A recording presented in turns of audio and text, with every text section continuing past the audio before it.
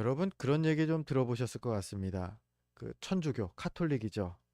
천주교와 기독교의 관계가 어떤 관계냐? 천주교인들에게 얘기를 들으면은 형제 관계입니다. 얘기를 해요. 천주교가 형이고 기독교가 동생 아니 아우 아닙니까? 들어보셨습니까? 역사적으로 그렇습니다. 로마 로마 시대에 기독교가 공인된 그 연도가 기원후 313년 313년이었습니다.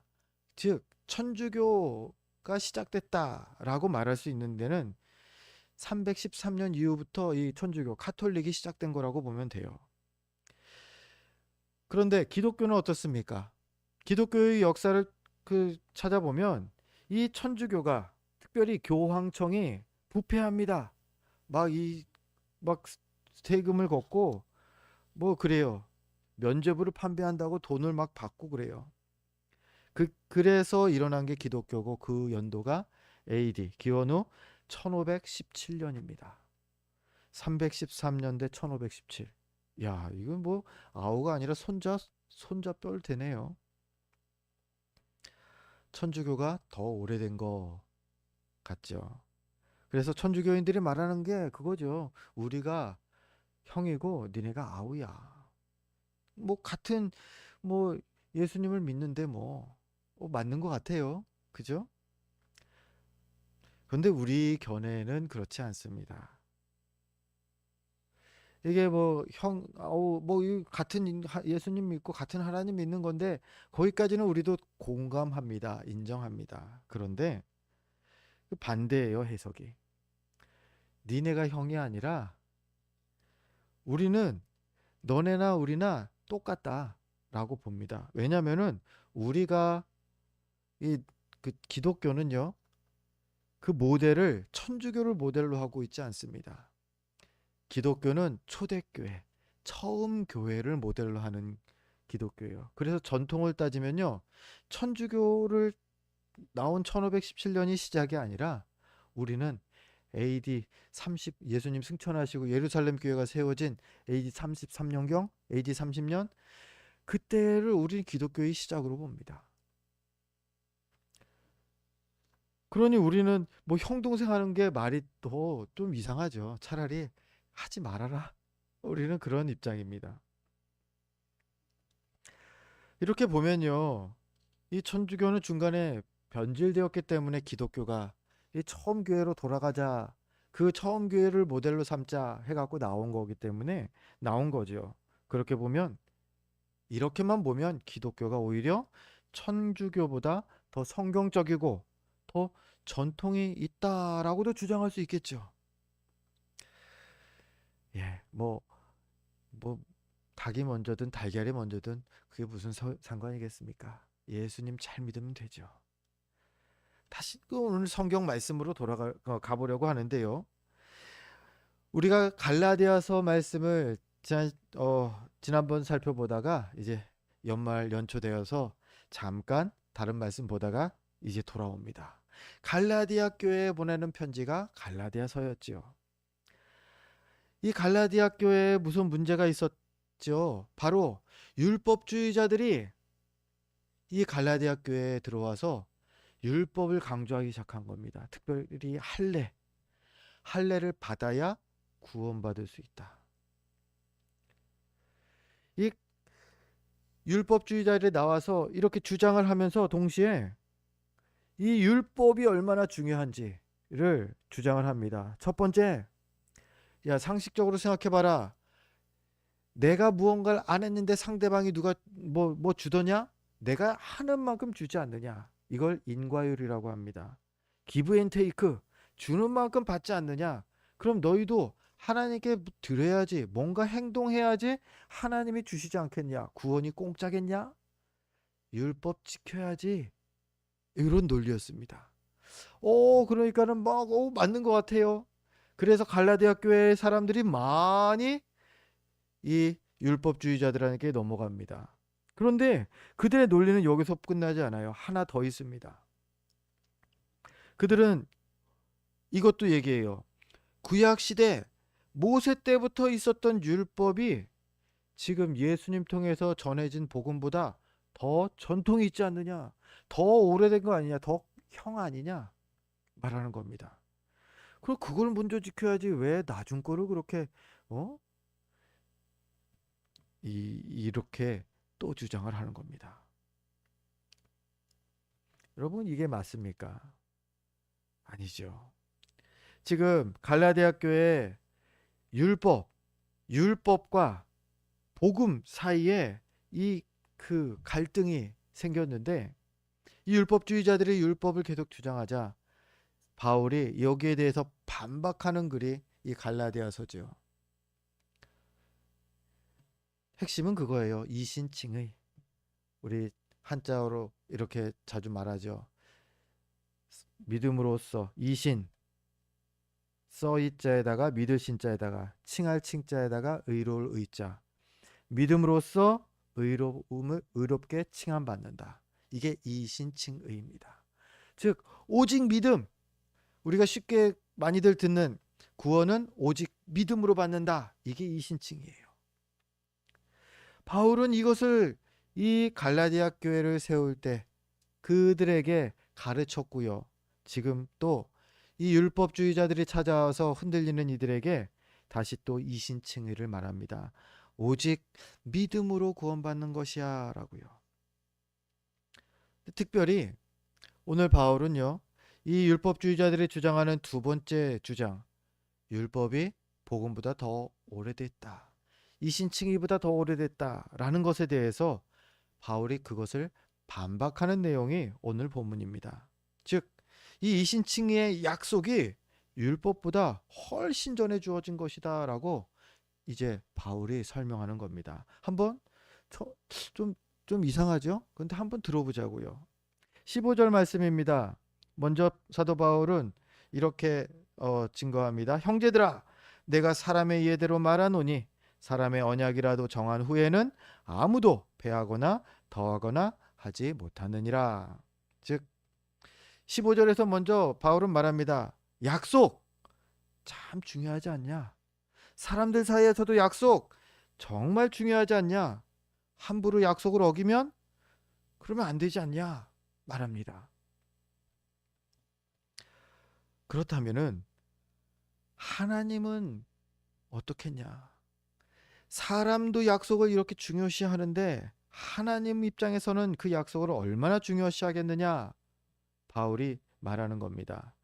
그러면 이 하나님이 약속을 얼마나 중요시 하는지 사무엘상 15장 29절에서 우리가 확인할 수가 있지요. 우리 주보를 보면서 사무엘상 15장 29절을 함께 읽습니다. 이스라엘의 지존자는 거짓이나 변개함이 없으시니 그는 사람이 아니심으로 결코 변개치 않으심이니이다.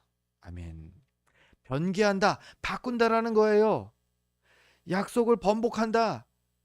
뭐 그런 내용이 담겨 있죠.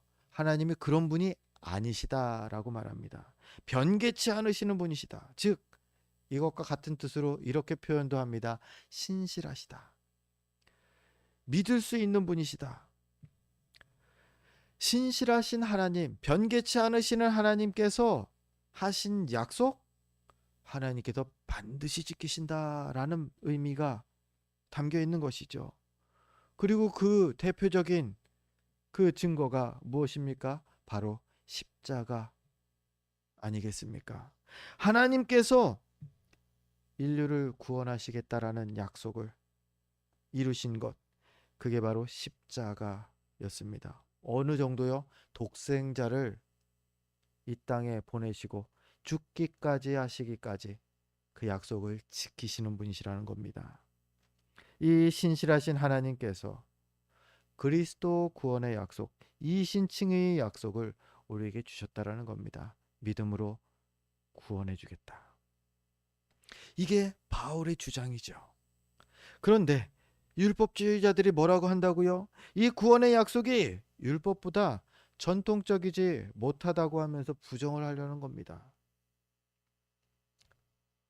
거기에 대한 반박이 오늘 말씀이라고 말씀드렸지요. 16절에 거기서 그에 대한 반박이 나옵니다. 우리 성경책을 보면서 본문 갈라디아서 3장 16절 말씀 함께 읽겠습니다. 이 약속들은 아브라함과 그 자손에게 말씀하신 것인데 여럿을 가리켜 그 자손들이라 하지 아니하시고 오직 한 사람을 가리켜 내 자손이라 하셨으니 곧 그리스도라. 이제 믿음으로 구원해 주시겠다라는 약속, 이신칭의 약속을 이제 쭉 거슬러 올라가 보는 겁니다. 언제 그 약속을 했냐? 바울이 증언하기를 이제 아브라함에게 주신 약속이 그것이었다 말합니다. 성경을 찾아보면 창세기 13장 15절에 하나님께서 아브라함에게 이런 약속을 하십니다. 보이는 땅을 내가 너와 내 자손에게 주리니 영원히 이르리라. 이 창세기 13장 15절의 말씀을 인용하여서 오늘 16절 바울이 증거하는 것이죠. 이 약속들은 아브라함과 그 자손에게 말씀하신 것. 내가 너와 내 자손에게 주리니. 아브라함과 그 자손에게 약속하신 그 약속이 이 창세기 13장 15절에 기록되어 있었다라는 겁니다. 그리고 그 약속을 인용하여서 오늘 16절에서는 그 약속의 자손이 누구냐? 많은 사람이 아니었다. 많은 그 자손들로 다 해석도 하기도 많이 합니다. 그런데 바울은 그 자손이 바로 예수 그리스도시다. 이게 16절에서 증거하는 겁니다. 그러면 언제 그리스도를 통한 그 믿음으로 구원하시겠다라는 약속을 주신 거라고요? 아브라함 때가 되는 것이죠. 이렇게 보니까 바울이 말하는 바는 그렇습니다. 야, 율법이 오래되었다고 하는데 그건 모세를 통해 준 거 아니냐? 근데 아브라함은 모세보다 무려 17절이죠. 430년, 정확히는 그 이상입니다. 500년 정도 넘습니다. 430년 이전에 그 이 약속을 주셨다. 그래 즉 이 복음의 약속, 믿음으로 구원받는다라는 약속은 율법보다 더 오래된 약속이다. 오늘 본문이 증거하는 바입니다. 자, 이어지는 17절도 같이 또 읽어보려고 합니다. 성경을 보면서 17절 말씀 읽습니다. 내가 이것을 말하노니 하나님께서 이 미리 정하신 언약을 430년 후에 생긴 율법이 폐기하지 못하고 그 약속을 헛되게 하지 못하리라. 아멘. 430년 후에나 율법이 되었다. 그런데 오직 믿음의 무로 구원하시겠다는 약속은 언제 주셨다고요? 이신칭의는 미리 정하신 언약 430년 전에 미리 정하신 언약이 있었다라는 겁니다. 나중된 율법이 미리 정하신 언약을 폐하지 못할 것이다. 이 바울은 이렇게 결론을 내리는 것이죠. 아니 나중된 게 어떻게 너네 계속 얘기하지? 율법주의자들 나중된 게 어떻게 먼저 된 걸 폐하냐 얘기하지? 너네 논리대로면은 너네의 율법이 이 복음을 폐해서는 안 된다 라고 반박하는 것이죠. 계속해서 사도 바울은요, 이 율법과 이신칭의 약속, 그 약속에 중대한 차이점이 있다라는 것을 이제 말합니다. 바로 구원이죠. 구원을 받을 수 있느냐 없느냐. 이어지는 18절 말씀에 이렇게 기록됩니다. 우리 같이 또 18절도 계속 읽어보겠습니다. 함께 읽습니다. 만일 그 유업이 율법에서 난 것이면 약속에서 난 것이 아니리라. 그러나 하나님이 약속으로 말미암아 아브라함에게 주신 것이라. 아멘. 18절이 말씀하는 바는요, 율법으로 의롭게 될 수가 없다. 이 율법에서 난 것이면 약속에서 난 것이 아니다. 하나님의 약속으로 말미암아 하나님께서 아브라함에게 주신 것이다. 아브라함에게 율법을 주신 게 아니라 약속을 주셨다라는 거죠. 자, 율법과 약속, 여기서 언약이라는 표현도 쓰고 있고요, 약속이라는 표현도 쓰고 있는데 다 똑같이 오직 믿음이라고 이해하시면 됩니다. 이신칭의라고 이해하시면 됩니다. 자, 먼저 율법과 약속에 대해서, 언약 그 차이에 대해서 같이 좀 생각을 해보려고 하는데요.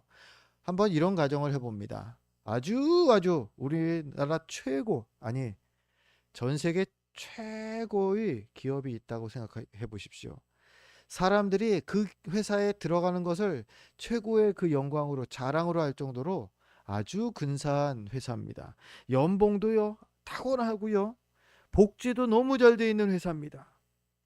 업무량이 너무 많아서 뭐 밤에 야근하고 그런 것도 없대요. 그냥 아주 사람들이 정말 이상적으로 생각하는 그러한 회사.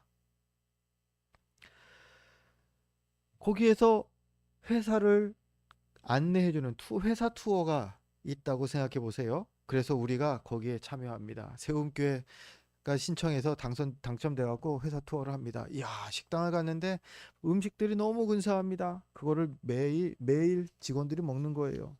뭐 회사 그 사무실을 갔는데 햇볕도 잘 들고 화기애애하고 분위기가 너무 좋아요.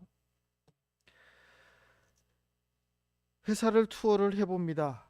자, 그래서 드는 생각이 뭐겠습니까? 와, 가고 싶었는데, 야, 가면 좋았는데, 내가, 아니면 내 자녀가, 내 지인이 여기 가면 좋겠다. 그런데 투어하고 나니까 더 가고 싶은 거예요. 근데 문제가 있습니다. 뭐냐면, 최고의 회사이기 때문에 각 그 분야에서 최고인 사람들만 뽑아요. 최고가 아니면은 들어갈 수가 없어요. 경쟁들도 너무 세서. 실수를 한 번이라도 하면은 용납하지 못하고 그냥 잘려버려요. 애석하게도. 완벽한 실력이 없으면 들어갈 수 없는 회사인 것입니다. 우리 이런 걸 뭐라고 그럽니까? 그림의 떡이라고 하죠. 그림의 떡밖에 안 되는 회사인 겁니다. 그리고 율법이 이런 회사 같은 것이죠.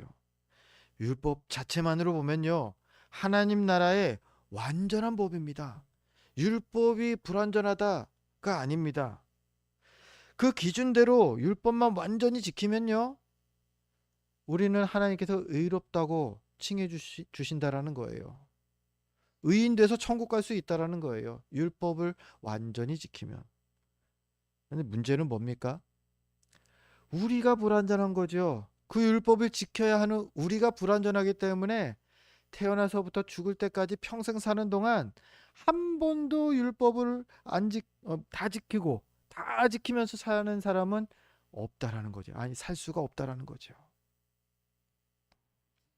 우리가 불완전하기 때문에 이 완전한 율법을 통해서는 구원을 얻을 수가 없다라는 거죠. 완벽한 회사지만 그림의 떡밖에 안 된다라는 겁니다. 그래서 창세기 이래로 성경은 말합니다. 이 율법으로 구원받은 사람은 한 사람도 없다라고요. 자, 이게 율법입니다. 그리고 이 율법주의자들이 주장하는 이 율법과 상반되게 바울이 말하는 것은 약속이죠. 하나님의 약속, 언약, 이신칭의의 약속입니다. 이 이신칭의의 약속은요, 은혜가 있습니다. 율법에 없는 은혜가 있어요. 불완전한 우리도 천국에 갈 수 있게 해주는 것이 바로 이 이신칭의 약속인 겁니다. 앞서 말씀드렸죠. 최고의 회사, 누구나 가고 싶어하는 대우가 너무 좋은 회사, 완전한 회사, 완벽한 회사. 근데 어느 날 그 회사의 회장이 한 가지 결단을 내립니다. 회사를 확장하는 겁니다. 똑같은 그 지금 직원들과 똑같은 대우로 그 지원하는 사람들 모두 입사를 허용해 주겠다라고 공고를 한다라는 겁니다. 이게 바로 예수님께서 십자가로 하신 일 아닙니까? 자격을 따지지 않고 찾아오는 누구나 내가 받아주겠다. 예수를 영접하는 누구든지 구원을 주겠다. 뭘로요? 자격으로요? 아니요, 은혜로요. 예수님께서 십자가로 이루신 일, 그래서 그게 은혜인 것입니다. 자격 없는 우리까지도 하나님의 백성으로, 하나님 나라의 거룩한 백성으로 세우시겠다라는 것이 이 은혜인 것이죠. 오직 그리스도를 믿는 믿음만으로 구원을 약속하셨다. 언제요? 아브라함 때에 이미 약속하셨다라는 겁니다. 그렇다고 해서요, 우리가 오해하면 안 되는 것은요, 율법이 그러면 무조건 나쁜 거다, 율법은 폐지되어야 한다, 그렇게 성경이 말하고 있지 않다라는 겁니다. 성경은 오히려 율법과 이 이신칭의 약속 둘 다 우리에게 유익하다고 말하죠. 이 율법이 뭐가 유익합니까? 21절 보니까는 그 율법이 이렇게 유익함을 얘기합니다. 우리 성경을 보면서 21절 말씀 같이 읽겠습니다. 그러면 율법이 하나님의 약속들과 반대되는 것이냐? 결코 그럴 수 없느니라. 만일 능히 살게 하는 율법을 주셨더라면 의가 반드시 율법으로 말미암았으리라. 아멘. 율법, 우리가 흔히 얘기하는 십계명을 비롯해서 많은 613가지의 율법이 있다고 우리가 일전에 나눴었습니다. 이 율법, 이게 유익이 있어요. 그 유익의 내용이 다만 이신칭의와 다를 뿐입니다. 이신칭의는 우리를 의롭게 해서 구원을 받게 하는 아주 큰 유익이 있는 거죠. 그런데 율법은 이것이 불가능하다라는 겁니다. 오늘 본문 21절이 불가능을 얘기합니다. 그래, 이신칭의와의 유익과는 율법은 달라 구원을 이루게 하지는 못해. 만약 율법으로 구원이 가능했다면 다들 율법의 길로 가게 하지 않으셨겠냐 하나님께서. 이게 21절의 말입니다. 즉 뭡니까? 율법은 우리에게 너무 완전한 의를 요구해서 그것으로 구원이 불가능하다라는 것을 21절이 말하는 거죠. 제가 읽어볼까요? 만일 능히 살게 하는 율법을 주셨더라면 의가 반드시 율법으로 말미암았으리라. 율법으로는 의롭게, 즉 구원에 이르지 못한다라는 것을 21절이 말하죠. 그럼에도 불구하고 율법은 유익하다. 성경은 또한 계속 우리에게 말하죠. 어떤 유익이 있습니까? 죄를 깨닫게 하는 유익이 있죠. 로마서 7장 7절이 이 율법의 유익을 우리에게 잘 설명합니다. 우리 주보를 보면서 로마서 7장 7절 말씀 함께 읽습니다. 그런즉 우리가 무슨 말을 하리요? 율법이 죄냐? 그럴 수 없느니라. 율법으로 말미암지 않고는 내가 죄를 알지 못하였으니. 율법의 중요한 용도가 무엇이냐? 죄를 알게 한다는 거예요. 이게 죄다라고 말해주는 게 율법이라는 거예요. 그래서 우리가 죄구나. 내가 지금까지 행동했던 이것이 죄였구나. 하나님의 이름을 망령되이 일컫는 게 죄였구나. 안식일을 거룩히 하지 못하는 게 죄구나. 부모를 공경하지 않는 게 죄였구나. 거짓말하는 게 죄였구나. 율법을 잊기 때문에 우리가 죄를 깨닫게 되었다라는 겁니다. 이게 율법의 첫 번째 유익이고요.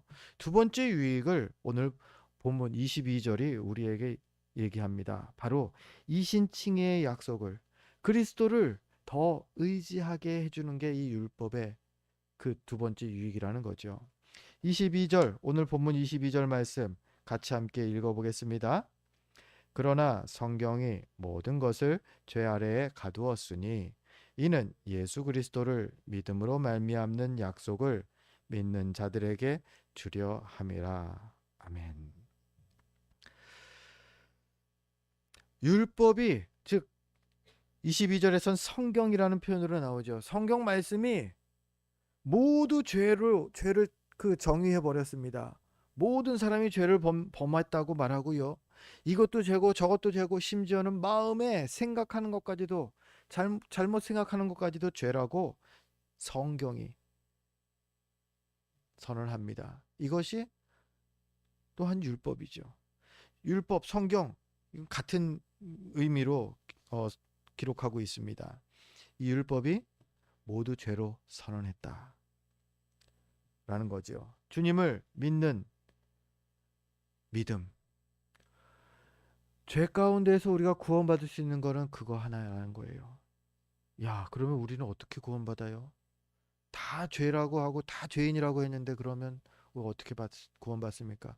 주님 주신 믿음, 그 주님을 믿는 믿음, 그 믿음 가지고서 너희 구원받을 수 있어. 아, 그래요? 그 방법 그럼 제가 붙잡아야 되겠네요. 율법이 죄를 깨닫게 했기 때문에, 율법이 모두가 죄인이라는 것을 알게 했기 때문에 더 그리스도를 붙잡게 된다라는 겁니다. 더 이신칭의의 약속을 더 의지하게 된다라는 겁니다. 이는 예수 그리스도를 믿음으로 말미암는 약속을 믿는 자들에게 주려 함이라. 뭐가요? 율법을 우리에게 주신 것이. 그렇게 율법은요, 죄를 깨닫게 할 뿐만 아니라 우리가 이 죄의 문제를 해결하기 위해서 더 주님께, 더 이 이신칭의 약속을 의지하게 나아가게 한다라는 겁니다. 이제 말씀을 정리합니다. 오늘 바울은요, 오직 믿음으로 구원받게 하겠다라는 하나님의 약속, 그 약속이 모세의 율법보다 더 이전에 주어진 약속이었다라는 것을 증거합니다. 물론 율법을 통해서 우리의 약함을 깨닫게 되고요, 주님을 더 의지하게 되는 유익이 분명 있습니다. 하지만 율법을 지키는 것만으로는 구원은 불가능합니다. 구원은 오직 믿음인 겁니다. 우리의 모습과 상관없이 오직 믿음만으로 구원을 주시겠다고 주님께서 약속하신 것입니다. 이게 은혜인 것이죠. 내 노력으로 내 의로 구원받아야 한다라고 하셨다면 누구도 천국에 갈 수 없는데, 믿음으로 너를 구원해 주겠다 해주시는 겁니다. 이 은혜로 구원받은 우리는 하나님의 이 약속을 믿고 매일매일 주신 믿음을 잘 지킬 수 있도록 항상 힘써야 할 것입니다. 바라기는 그렇게 마지막 날에 잘 지켜서 이 믿음으로 구원의 큰 기쁨을 누리게 되는 저와 여러분 되시기를 주의 이름으로 축원드립니다. 기도하겠습니다.